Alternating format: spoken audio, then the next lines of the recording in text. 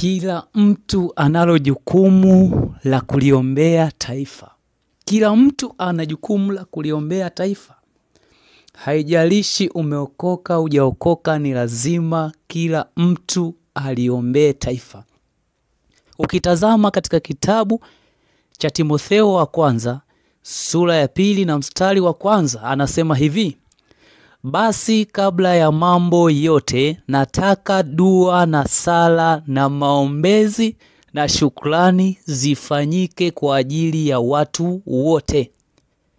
Mungu wetu anataka kabla ya mambo yote, mwanadamu yeyote, mtu yeyote anawiwa afanye maombi au maombezi au shukrani zifanyike kwa ajili ya watu wote. Kwa ajili ya viongozi, kwa ajili ya watu wote, kwa ajili ya watumishi, kwa ajili ya jamii. Kwa kila mtu analo jukumu la kuliombea taifa. Kila mtu analo jukumu kuiombea familia, kuiombea jamii. Mstari wa 2 anasema, kwa ajili ya wafalme na watu wote wenye mamlaka.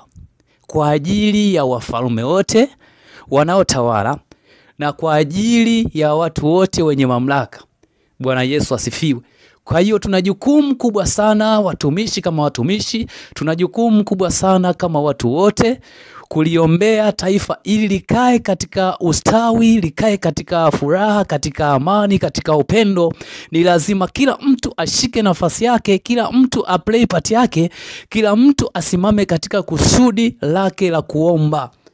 Usiache kuomba kwa wakati huu, katika nyakati hizi. Kila mtu lazima aombe kuliombea taifa, ili kupinga vitendo vya uovu, ili kupinga vitendo na mambo mbalimbali ambayo Mungu hayahitaji yatokee katika taifa. Ni yamkini mambo mbalimbali ambayo yanabomoa au yanavuruga au yanaharibu mustakabali wa taifa au wa nchi.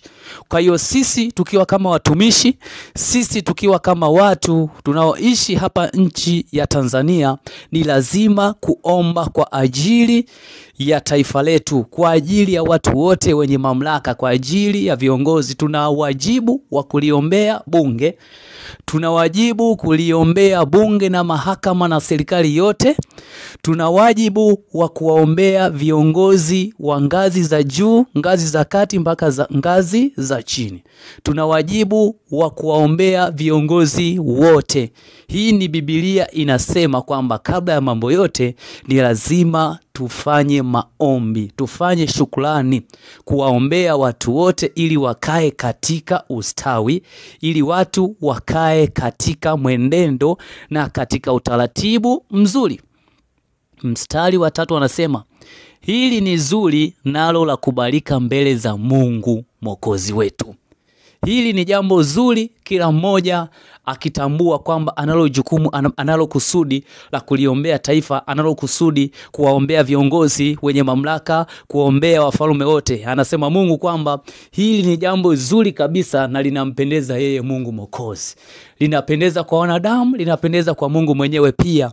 Mungu maana yeye anataka kwamba watu wote waishi katika amani, katika furaha, waifurahie nchi yao, wafurahie mambo mazuri yanayotokea katika nchi. Sasa hayo mambo mazuri, hiyo amani haiwezi katokea kama sisi watu tusipochukua jukumu la kufunga na kuliombea, kufunga na kuomba kwa ajili ya kuliombea taifa.